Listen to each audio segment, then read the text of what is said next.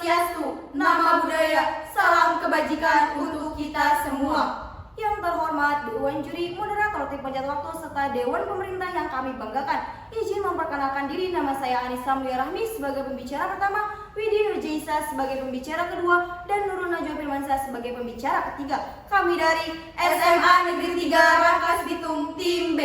Di sini kami sebagai Dewan Oposisi tentu saja menentang akan adanya tema perdebatan kita kali ini, yaitu penerapan pembelajaran jarak jauh pasca pandemi. Dewan Juri yang terhormat serta Dewan Pemerintah yang kami banggakan, COVID-19 dan pemberlakuan pembatasan sosial telah menimbulkan rasa takut dan rasa cemas.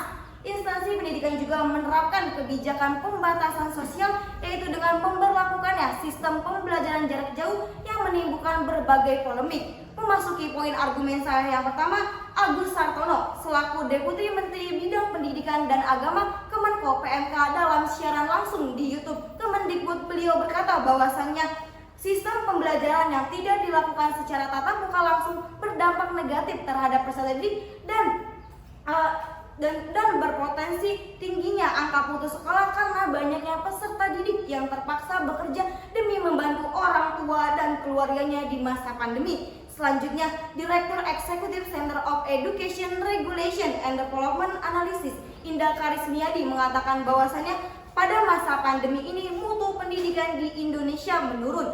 Dapat kita simpulkan bahwa penerapan pembelajaran jarak jauh ketika pandemi sangatlah tidak efektif. Lantas, jika pembelajaran jarak jauh terus diterapkan seusai pandemi, bagaimana dengan mutu dan kualitas pendidikan di Indonesia pada masa yang akan datang? Perlu Anda garis bawahi. Dewan Juri yang terhormat serta Dewan Pemerintah yang kami banggakan, ada beberapa hambatan dalam penyelenggaraan pembelajaran jarak jauh yang seharusnya menjadi pertimbangan bagi Dewan Pemerintah untuk menerapkan PJJ seusai pandemi. Dilihat dari siswa yang secara geografis terpencar-pencar sehingga mengakibatkan sulitnya bertatap muka secara langsung dengan guru maupun dengan teman-temannya, sehingga menimbulkan rasa bosan dan jenuh ketika belajar, dan hambatan lainnya berupa kurangnya fungsional dari sektor tersebut, misalnya tidak memiliki gawai dan jaringan internet yang tidak memadai, terutama di daerah-daerah pelosok. Perlu Anda garis bawahi. Selanjutnya, dilihat dari guru yang mengelola pembelajaran jarak jauh, kini telah berkembang pemikiran bahwa pemanfaatan teknologi canggih seperti internet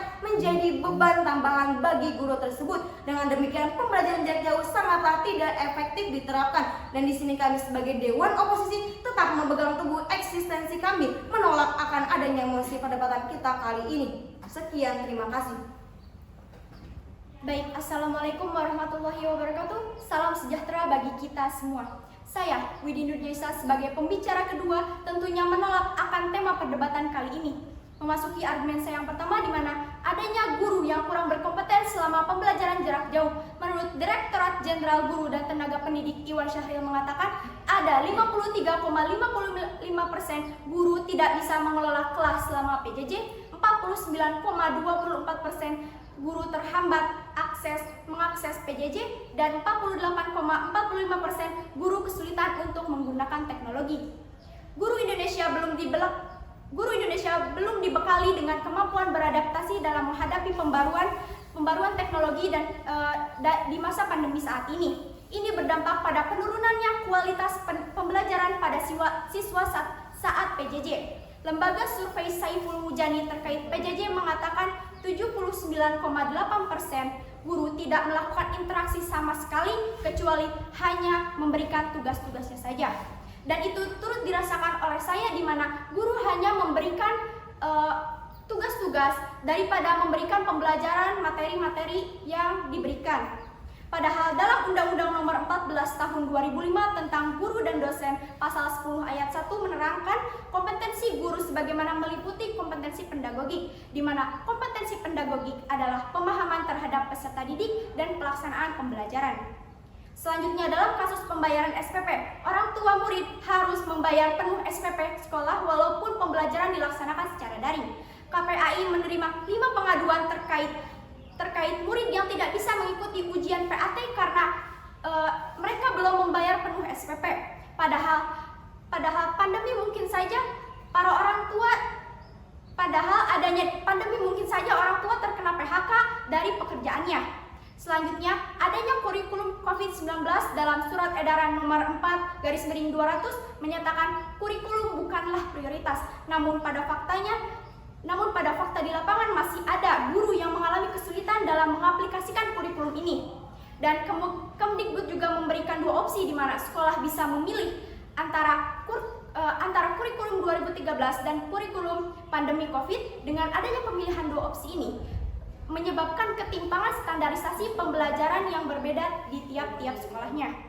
Selanjutnya, kurangnya sarana dan prasarana dalam menunjang PJJ. Wakil Sekretaris Jenderal Serikat Guru Indonesia mengatakan ada lebih dari 46.000 sekolah tidak melaksanakan PJJ karena terkendala kurangnya teknologi dan mayoritas berada di daerah pelosok. Sekian, terima kasih.